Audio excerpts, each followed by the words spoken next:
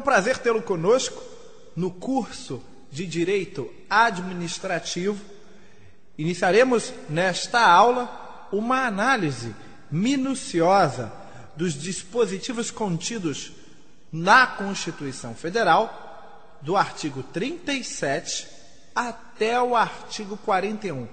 Isto é, estaremos falando especificamente de administração pública na Constituição e das emendas constitucionais que alteraram os dispositivos contidos do 37 a 41, inclusive a emenda mais recente, a emenda número 41, o que vem a ser a segunda reforma administrativa, por assim dizer, porque a primeira foi fruto da emenda constitucional número 19 de 1998. Faremos uma análise baseada em dois doutrinadores principalmente, a Maria Silvia de Prieto e o Eli Lopes Meirelles. Começamos a aula de hoje efetivamente falando do que é administração pública. A administração, segundo Oswaldo Aranha Bandeira de Mello, vem de ad, da preposição ad, e do verbo ministrar, ministrare, que significa servir, executar. Segundo o mesmo autor, a palavra administrar significa não só prestar serviço, executá-lo, mas também dirigir, governar, exercer a vontade, com o objetivo de obter um resultado específico, um resultado útil, efetivo. O que, até em sentido vulgar, administrar quer dizer traçar, programar, executar. Resumindo, o vocábulo tanto abrange uma atividade superior, ligada ao planejamento, como uma atividade que pode ser classificada como intermediária ou inferior, que é a atividade de execução, executar. Por isso mesmo, alguns autores dão ao vocábulo administração no direito público um sentido mais amplo para abranger a legislação e a execução. Outros nela incluem a função administrativa propriamente dita e a função inclusive de governo, que veremos mais adiante, tem pouco a ver efetivamente com administrar. Mas quer seja no direito privado ou quer seja no direito público, os atos da administração limitam-se efetivamente à guarda, à conservação e à percepção dos frutos dos bens administrados. Eles não incluem por si só a alienação dos bens na administração contidos. Neles, há sempre a vontade externa ao administrador, ao impor-lhe uma orientação a seguir. Uma análise profunda da terminologia administração e do ato de administrar nos leva à conclusão que a administração não é algo estanque e que ela sofre a influência de inúmeros fatores exógenos, fatores externos. No nosso caso, no caso da administração pública, podemos dizer que a vontade externa que influencia a administração decorre da lei, que fixa as finalidades a serem perseguidas pelo administrador público. Sendo assim, eu posso afirmar que a expressão administração pública possui dois sentidos básicos, dois sentidos elementares. Um sentido subjetivo, contrapondo-se a um sentido objetivo. O sentido objetivo, também conhecido como material. O sentido subjetivo, também conhecido como formal. O sentido subjetivo formal, também conhecido como sentido orgânico, contrapondo-se a um sentido de natureza funcional. Então, a expressão administração pública divide-se em uma administração que classifica-se como subjetiva, formal ou orgânica, ou objetiva, material ou funcional. Em um sentido formal, subjetivo, ela designa os entes que exercem a atividade administrativa, isto é, compreende as pessoas jurídicas, seus respectivos órgãos e agentes públicos, incumbindo-os de exercer uma das atividades em que vai se partir, ou melhor, tripartir, efetivamente a função administrativa. Já num sentido objetivo, material ou funcional, a administração designa a natureza da atividade exercida pelos referidos entes, já está ligada à atividade dos entes. Nesse sentido, a administração pública é a própria função administrativa, que incumbe predominantemente ao poder executivo. Das duas funções, a subjetiva, formal ou orgânica, é a mais cobrada em matéria de concursos públicos. Ainda há uma outra distinção, segundo a maioria dos doutrinadores, a respeito da terminologia administração. A administração divide-se em um sentido amplo, um sentido lato sensu, assim como em um sentido stricto sensu. No sentido amplo, a administração pública compreende tanto os órgãos governamentais quanto órgãos administrativos. Compreende tanto a função política quanto a função administrativa. Quando eu digo que, em um sentido amplo, compreendemos a função governamental, estamos nos referindo às funções governamentais supremas, a qual incumbe traçar planos, diretrizes, metas, comandar. Quando eu falo que compreende os órgãos administrativos, estou falando de órgãos administrativos subordinados, dependentes da administração pública em um sentido estrito, dos órgãos mesmo da estrutura orgânica, aos quais incumbe executar os planos governamentais, ainda em sentido amplo. Porém, objetivamente, considerada a administração pública, ela compreende a função política, que é de traçar diretrizes governamentais, e uma função de natureza administrativa, que é a de executar. Então, quando falamos em compreender órgãos governamentais, estamos falando de função política. Órgãos da administração, estamos falando de função administrativa. Já em um sentido estrito, a terminologia administração pública limita-se a compreender os órgãos administrativos sob um aspecto bem mais objetivo, apenas no que concerne às funções administrativas, excluindo aí, no caso, os órgãos governamentais. Pois bem, é inviável falar de administração pública em um sentido estrito se você não tem uma noção do que é o Estado. O Estado nada mais é do que uma pessoa, segundo disposição contida no Código Civil. Pessoas dividem-se em naturais ou físicas, jurídicas ou de direito. Naturais ou físicas, todos sabemos, somos nós. Segundo definição do Código Civil, todo ser humano nascido de mulher. Óbvio, não poderia ser diferente. Já as pessoas jurídicas ou de direito são aquelas registradas nos órgãos competentes. As pessoas jurídicas ou de direito, no geral, identificam-se através de um CNPJ, Cadastro Nacional de Pessoa Jurídica. Já as pessoas naturais ou físicas, através de um CPF/MF, Cadastro de Pessoa Física do Ministério da Fazenda. As pessoas, no geral, gozam de uma prerrogativa, de uma qualidade, que, segundo o Código Civil, é chamada de personalidade jurídica. É a personalidade jurídica a prerrogativa que tem uma pessoa de ser titular de direitos e obrigações. Somente uma pessoa pode ser titular de direitos e obrigações. Lembra do teu estudo da biologia?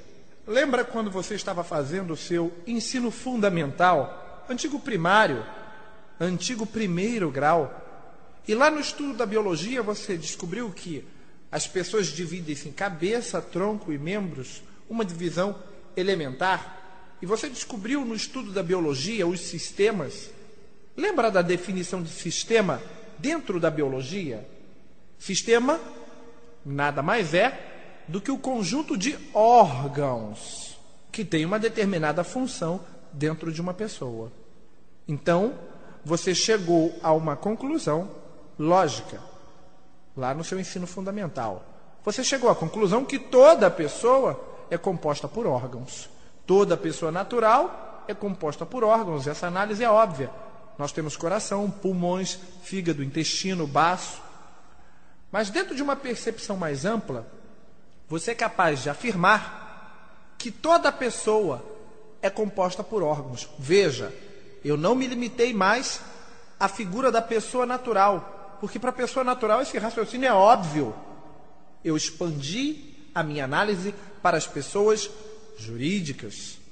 Eu acabei de afirmar que toda pessoa, e aí incluo qualquer uma, seja natural ou física, seja jurídica ou de direito, toda pessoa é composta por órgãos. Se eu digo que toda pessoa é composta por órgãos, eu posso tranquilamente afirmar que as pessoas jurídicas também são divididas em órgãos. Por exemplo, quando você entra em um curso preparatório para concurso público e vai fazer a sua matrícula, você tem contato com a secretaria. A secretaria é um órgão dentro da estrutura de um curso. Se você achar necessário, vai entrar em contato com a coordenação, vai falar com o seu coordenador. A coordenação é outro órgão. Vai efetuar o pagamento no departamento financeiro. O departamento financeiro é outro órgão. As salas de aula também são órgãos. Dependendo do tamanho do curso, haverá um departamento de serviços gerais, que também são órgãos. Todos esses são órgãos que integram a estrutura de uma pessoa, o curso. Seja o curso que você estiver matriculado, o curso. O mesmo também acontece com o Estado. O Estado como pessoa também há de se dividir em órgãos. Mas, em primeiro lugar, se eu digo a você que o Estado é uma pessoa, então você tem que conhecer o nome desta pessoa. Porque, afinal, toda pessoa tem um nome. Não existe pessoa sem nome. Se eu afirmo a você que o Estado é uma pessoa, é porque o Estado tem um nome. Pergunta de prova. Simples. Qual é o nome do Estado em que vivemos? Do Estado-nação. Não do Estado-membro, do Estado-nação. Se você disse Brasil, a resposta está totalmente errada. Brasil é o nome do país. Brasil é um conceito que só existe segundo a ótica da geografia, segundo uma análise política, segundo uma análise histórica. Juridicamente falando, quando nos referimos à terminologia Estado, estamos fazendo uma análise daquilo que a geografia chama de Brasil, mas uma análise de sua natureza jurídica.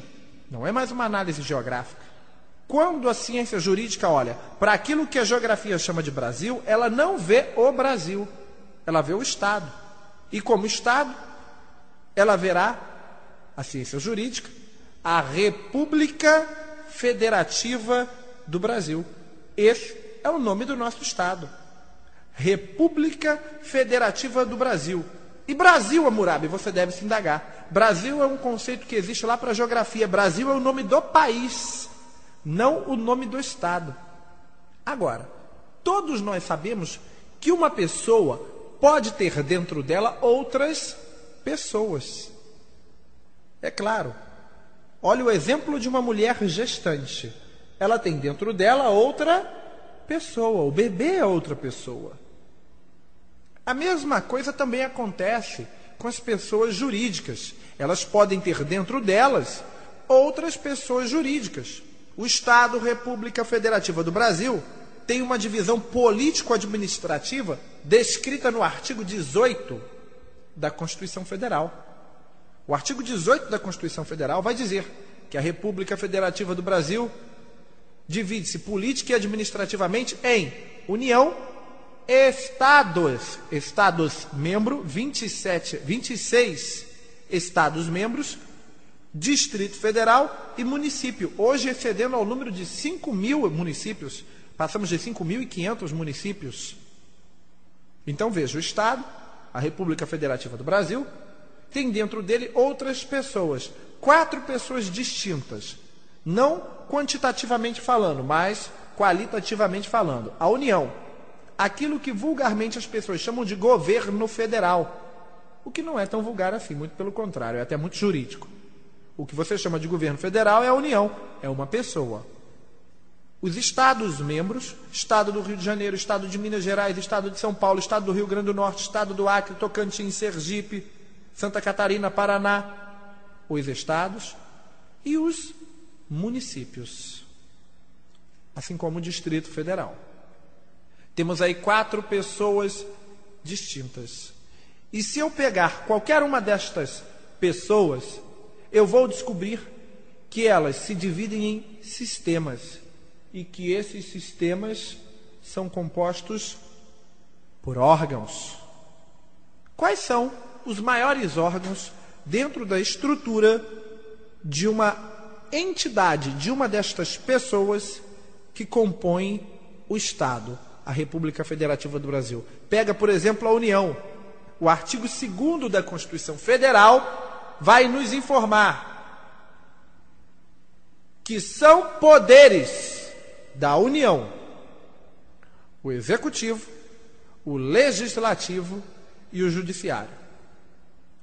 Não obstante haver uma pequena celeuma, um pequeno comentário a despeito do artigo 2º da Constituição não ter sido votado por ocasião da Assembleia Constituinte, então ninguém sabe como ele apareceu na Constituição. Esse mérito não cai em prova, mas o que pode vir a ser indagado numa prova, a respeito do artigo 2º, tem a ver com a natureza dos poderes da União. São poderes da União, o poder executivo, o poder legislativo, o poder judiciário. Você tem aí uma tripartição de natureza institucional, porque o poder por si só não se parte. O poder do Estado é único e, por assim dizer, indivisível, que é o poder de soberania do Estado, descrito no artigo 1º da Constituição Federal como um de seus fundamentos. São fundamentos da República Federativa do Brasil. A soberania é o primeiro deles. A cidadania, a dignidade da pessoa humana, os valores sociais do trabalho e da livre iniciativa e o pluralismo político. A soberania, artigo 1º, inciso 1º da Constituição Federal, não obstante ser fundamento da República Federativa do Brasil, é efetivamente o verdadeiro e único poder do Estado, que tem origem no artigo 14 da Constituição Federal, na terminologia soberania popular. O artigo 14 informa que a soberania popular será exercida pelo sufrágio universal e pelo voto direto e secreto e com o valor igual para todos. Soberania popular. Todo poder pertence ao povo. Todo poder emana do povo, que o exerce indiretamente através de seus representantes eleitos ou diretamente, segundo redação do artigo 14 da Constituição, através do plebiscito, do referendo e da iniciativa popular. Isso é matéria que veremos mais adiante. Mas, quando eu falo em poder executivo, poder legislativo, poder judiciário, eu não tenho efetivamente um poder executivo, eu não tenho efetivamente um poder legislativo, eu não tenho efetivamente um poder judiciário.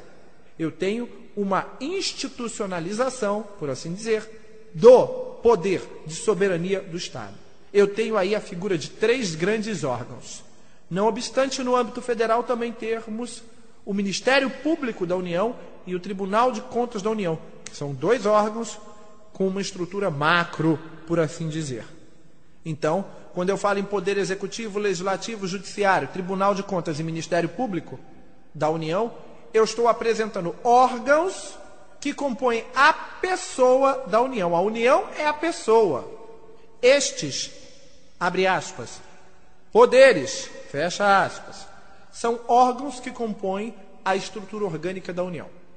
Órgãos que, independente de suas funções típicas, por exemplo, a função típica do Poder Judiciário é julgar, a função típica do Poder Legislativo é legislar, do Ministério Público é representar o povo, independente de suas funções típicas, conterão em sua estrutura a figura da atividade administrativa, da administração pública, porque ela não é, como vimos em análise anterior no começo da aula, inerente somente ao poder executivo. Não, ela está presente em todos os poderes, em todos os órgãos, por assim dizer, e em todos os níveis.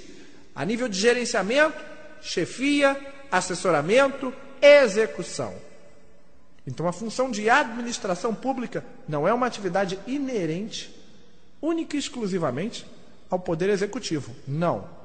Ela está relacionada a onde quer que haja prestação de serviço público em qualquer esfera de poder. Isso não é só na União, não. Isso também é referente aos estados, ao Distrito Federal e aos municípios. Pois bem, temos aí mais 4 conceitos fundamentais para trabalharmos neste primeiro bloco de direito administrativo. São eles o de administração direta, também conhecido como administração central ou centralizada, e administração indireta ou descentralizada, assim como os conceitos de descentralização e desconcentração. Vamos lá. A administração direta, também conhecida como administração central ou centralizada, é formada pelos entes da federação, isto é, a União, os estados, o Distrito Federal e os municípios, assim como seus respectivos órgãos, os órgãos integrantes de cada uma destas entidades, de cada uma destas pessoas, também farão parte da administração direta ou central. Vale ressaltar que o conceito de desconcentração está justamente ligado à administração direta ou central. Desconcentração é um processo que ocorre em um sentido vertical, isto é, de cima para baixo, onde as entidades que compõem a federação, isso é, a União, os Estados-membros, o Distrito Federal e os municípios, criam seus respectivos órgãos. Então, repetindo, desconcentração é o processo no qual as entidades da federação criam seus respectivos órgãos. Nós temos aí a administração direta, criando mais administração direta. Quando eu digo que o processo de desconcentração possui um sentido vertical, isso é, eu tenho uma entidade acima de um órgão e tenho um órgão superior acima de um órgão intermediário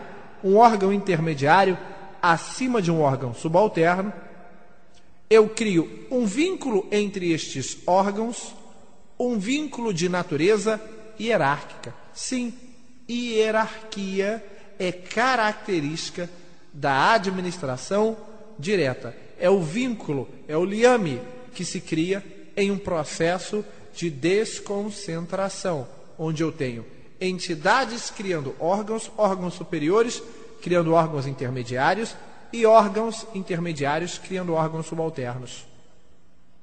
Desconcentração, não se esqueça, é o processo no qual uma entidade cria seus respectivos órgãos, eu tenho administração direta criando administração direta. E o vínculo que se estabelece no processo de desconcentração é um vínculo de natureza hierárquica.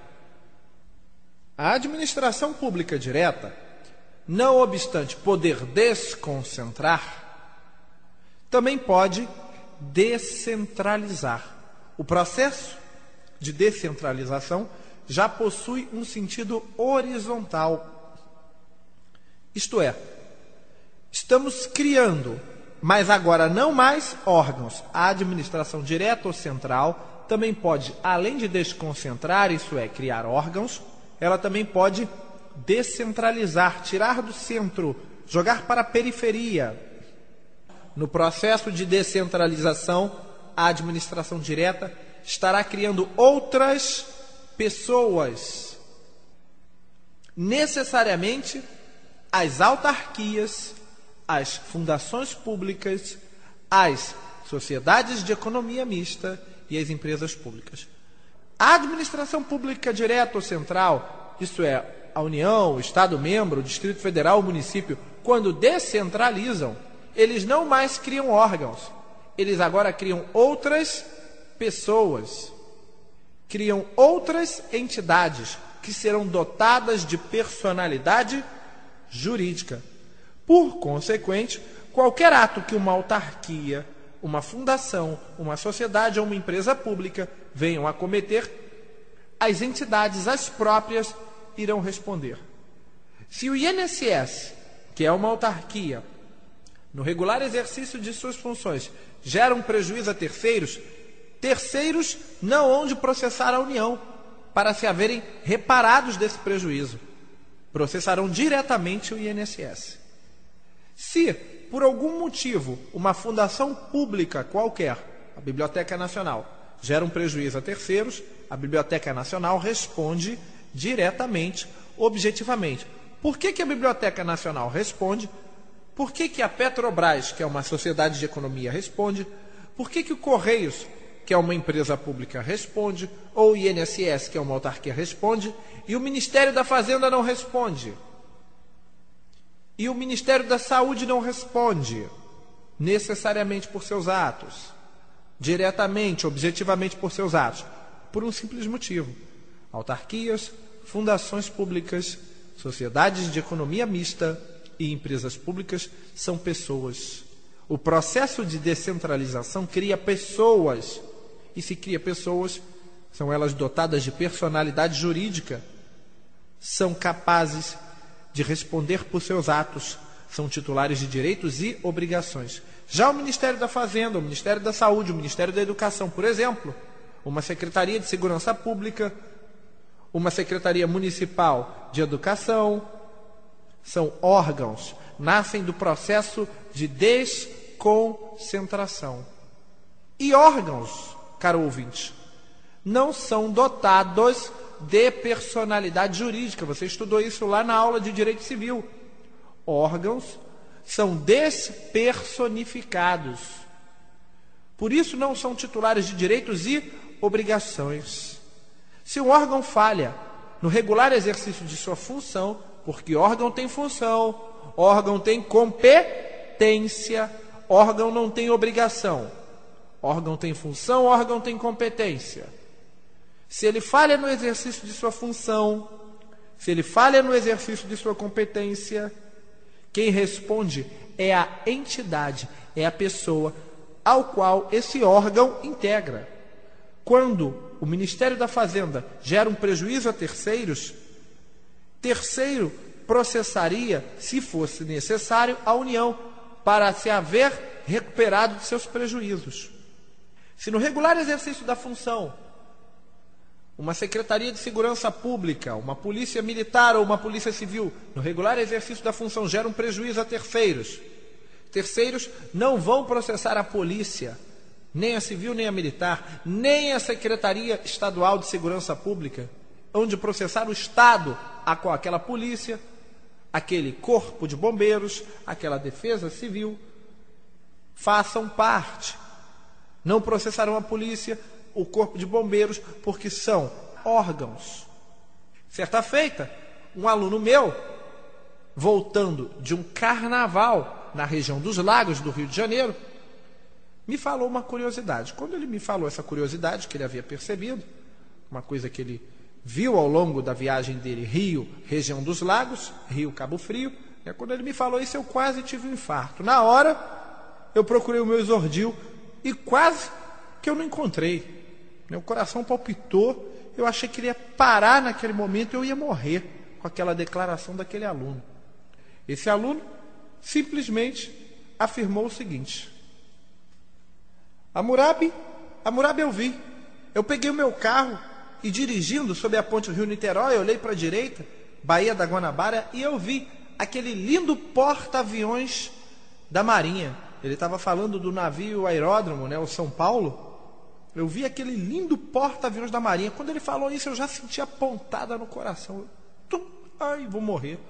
E aí depois ele veio com uma outra afirmação. Ele, Murabi, quando passei no meio da ponte do Rio-Niterói, lá no vão central, eu reparei que no porta-aviões da Marinha havia um avião da aeronáutica no convés de voo do porta-aviões. Eu, pronto, agora eu morro. Cadê o exordil? Procurei igual doido na bolsa, quase infartando. Ele é Murabi, quando eu cheguei do outro lado, já em Niterói, passando ali na altura da base naval, havia um comboio de carros do Exército. Pronto, foi o final aí, né? Nesse momento meu coração parou. Né? Um comboio de carros do Exército. Parou assim na hora. Se não fosse haver um médico ali naquele momento, fazer uma massagem cardíaca, choque elétrico, né? Eu não tinha voltado. Quase que eu morri. De tamanho absurdo jurídico que aquele meu aluno falou naquele momento. Eu falei, não, se alguém perguntar se você estudou comigo um dia, tu diga que não. Não me conhece, nunca me viu. Que eu vou dizer que eu nunca te vi, não te conheço, que você não é meu aluno. Ele indagou, mas por que, Murabi? Meu Deus, que absurdo. O motivo é simples. Ele fez 3 construções juridicamente erradas. A primeira delas, ele afirmou que viu o porta-aviões da Marinha. É importante que você saiba, jovem, que a Marinha brasileira não tem porta-aviões nenhum. Não, Hammurabi? Claro que não. Fragatas, Hammurabi. A Marinha brasileira tem fragatas? Não, também não tem fragatas. Contra-torpedeiros, Hammurabi. A Marinha brasileira tem contra-torpedeiros? Também não. Não tem contra-torpedeiros. Ah, Hammurabi, tem uma coisa que eu sei que a Marinha tem. Eu vi outro dia na revista, ela lançou lá o submarino. A Marinha brasileira é a 8ª marinha no mundo capaz de fabricar um submarino. A Marinha brasileira tem submarinos. Não. A Marinha brasileira também não tem submarinos. Que isso, Hammurabi? Que absurdo. Você deve estar pensando aí do outro lado. Eu sou da Marinha, Hammurabi. Eu sou sargento, eu sou tenente, eu sou cabo, eu sou soldado. Trabalho no porta-aviões da Marinha. Trabalho em uma fragata da Marinha. A Marinha tem um porta-aviões. A Marinha tem uma fragata. A Marinha tem um submarino. Não. Não tem. E não adianta insistir porque não tem. Assim como a aeronáutica não tem aviões. Assim como o Exército. O Exército não tem tanques, não. Não tem, não. Carros blindados? Também não. Jipes? Não, o Exército também não tem jipes, não. Bicicleta, Hammurabi? O Exército tem bicicleta? Também não. Há um tempo atrás, aconteceu no Rio de Janeiro um incidente do roubo de 10 fuzis. Né? O Exército tomou as principais favelas, fez o cerco, sob a alegação que haviam sido roubados de um quartel do Exército 10 fuzis do Exército. Isso não procede. O Exército não tem fuzis. Não, não tem. 9 milímetros? Também não. 45? Também não. Atiradeira, baladeira, estilingue? O Exército tem isso, Hammurabi? Também não tem isso, não. Nem estilingue tem. Baladeira, atiradeira, não tem, não. Como, Hammurabi? Que absurdo. A Marinha tem lá o porta-aviões, tem o submarino, eu sou da Marinha, eu sei. Não tem, não. Barco a remo? Também não. Caiaque? Também a Marinha não tem caiaque, não. Laserzinho, classe laser, para velejar? Não. Chalana?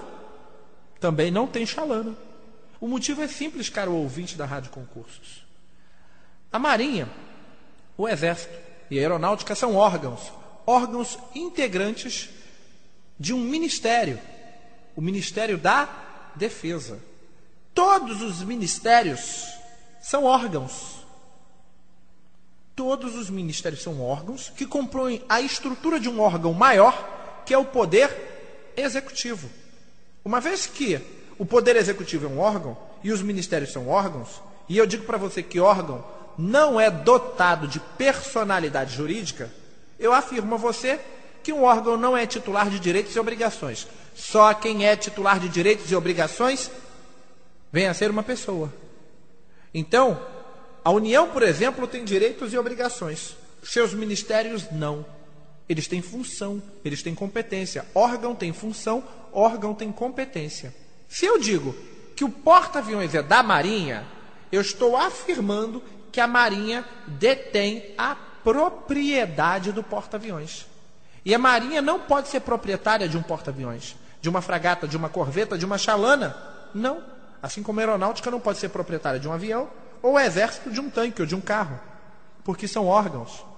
Se eu afirmo que o porta-aviões é da Marinha, que o avião é da aeronáutica, que o comboio de carros, de veículos é do exército, eu estou atribuindo a estes 3 órgãos a propriedade desses bens. E órgão não pode ter propriedade de nenhum bem, por um simples motivo. A propriedade, o termo propriedade, reflete e apresenta um direito. Esse computador no qual você está usando para ouvir, ele certamente é da sua propriedade. Se ele é da sua propriedade, ele é um direito que lhe assiste. É um direito seu. Se eu digo que o porta-aviões é da Marinha, que o avião é da aeronáutica, que o tanque é do exército, eu atribuo a estes 3 órgãos a propriedade desses bens. E como órgãos eles não têm propriedade. Por quê? Porque são despersonificados, não são titulares de direitos nem de obrigações. Na verdade, o porta-aviões é um porta-aviões de Marinha. Um porta-aviões de Marinha e da União.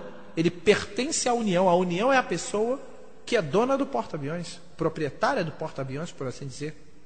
O avião é um avião de aeronáutica e da União. O comboio de veículos é um comboio de veículos de exército e da União. A análise bem simples. Órgãos não são titulares de direitos e obrigações, por consequente não são titulares de bens. Outro dia, assistindo a reportagem de um jornal na televisão, eu vi uma denúncia que afirmava que a máquina de raio-x de um determinado hospital estava quebrada, que as ambulâncias estavam quebradas, que os leitos estavam quebrados. O leito do hospital X está quebrado, a ambulância do hospital X está quebrada, a máquina de raio-x do hospital X está quebrada. É óbvio que a informação jornalística não tem esse compromisso de natureza jurídica que nós temos que ter para o nosso concurso. Mas afirmar que a máquina de raio-x de um hospital público está quebrada pode resultar em um grande erro para a sua prova. Porque se é um hospital da União, se é um hospital do Estado, se é um hospital do município, integra certamente o Ministério da Saúde ou uma secretaria estadual ou municipal de saúde. Se integra uma secretaria este hospital, assim como a secretaria, compõe um órgão, fazem parte de um órgão, fazem parte de um sistema, do sistema de saúde, ou do município, ou do Estado, ou da União. Se o hospital é um órgão, ele não é dono, ele não é proprietário da máquina de raio-x. Ele não é proprietário dos leitos ou das ambulâncias. A reportagem correta nos afirmaria que a máquina de raio-x do Estado, as ambulâncias do Estado, os leitos do Estado ou do município ou da União estão quebradas. E não do hospital, porque não pertencem ao hospital. Escola municipal do seu bairro. Você aí, no seu bairro, tem uma escolinha municipal. E aí, você ouve falar que um determinado aluno quebrou a carteira da escola municipal X. Impossível.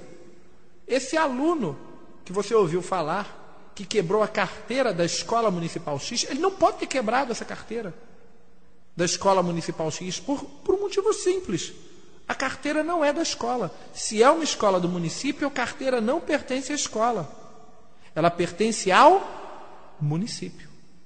Sendo assim, até o presente momento, fizemos uma apresentação do que é a administração pública em âmbito geral, do que é uma administração pública em um sentido formal, do que é a administração pública em um sentido substancial, do que é a administração pública num sentido lato sensu, do que é a administração pública num sentido estrito sensu, que a administração pública, em sentido estrito sensu, dividir-se-á em administração pública direta ou central, e indireta ou descentralizada, que a administração indireta ou descentralizada nasce através de um processo de descentralização e que a administração direta ou centralizada vai criar seus órgãos através de um processo de desconcentração, processo esse que vai gerar um vínculo entre os órgãos e as entidades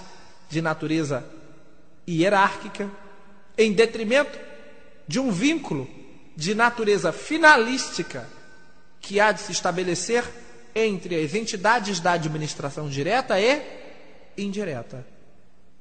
Vejamos, os entes que compõem o Estado, a União, os Estados-membros, o Distrito Federal e o município, estabelecem um vínculo hierárquico para com seus órgãos, mas para com as entidades da administração indireta que criarem, o vínculo não terá natureza hierárquica, e sim natureza finalística. Isto é, a União cria uma determinada autarquia e, em lei específica, após criar a autarquia, determina que esta autarquia tenha uma determinada atividade, atue em um determinado campo. Ela acaba de determinar a finalidade da autarquia. Após a autarquia criada em pleno funcionamento, a União percebe que a autarquia não está cumprindo com suas finalidades, muito pelo contrário, desviou-se completamente de suas atividades fins e está desenvolvendo outras atividades que não caberiam a ela, que caberiam, de repente, a uma fundação pública, a uma sociedade de economia mista, até mesmo a uma empresa pública ou privada. Isso é, a autarquia não cumpre mais com suas finalidades. A União vai lá e retoma a direção sobre essa autarquia, o controle, o comando sobre essa autarquia, até fazer com que ela volte a cumprir com sua finalidade. Em um processo de desconcentração, onde um vínculo estabelecido é de natureza hierárquica, a entidade que cria um órgão vai dizer o que o órgão tem que fazer, como tem que fazer, quando tem que fazer, vai estabelecer não só aspectos ligados a diretrizes do órgão, como aspectos ligados a expediente do órgão. Vai exercer um controle absoluto, um controle hierárquico. Já num processo de descentralização, quando uma entidade da administração direta cria uma entidade da administração indireta, ela simplesmente determina o que aquela entidade da administração indireta deverá fazer, mas não determina quando, como ou questões de expediente. Dá a ela total autonomia, só exercendo um controle finalístico, isto é, a entidade da administração direta que cria uma autarquia, uma sociedade de economia mista, uma empresa pública ou uma fundação pública, só vai observar para as entidades que ela criou e ver e constatar se elas estão cumprindo com suas finalidades. Se estão cumprindo com suas finalidades, não há de atuar, não há de influenciar em seu funcionamento.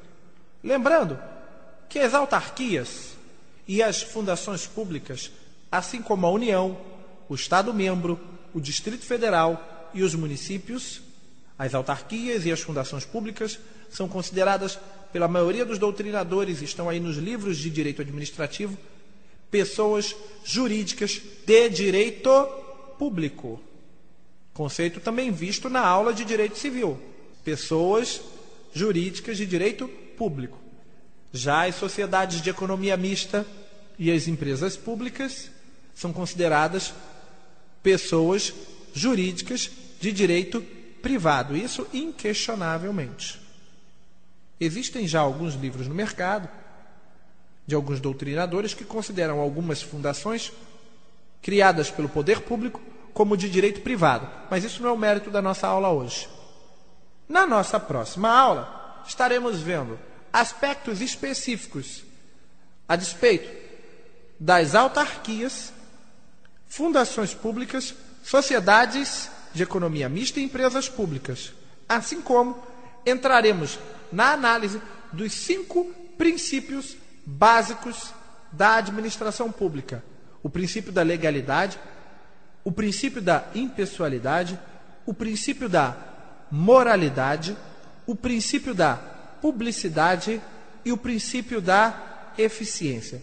Foi um prazer e até a nossa próxima aula.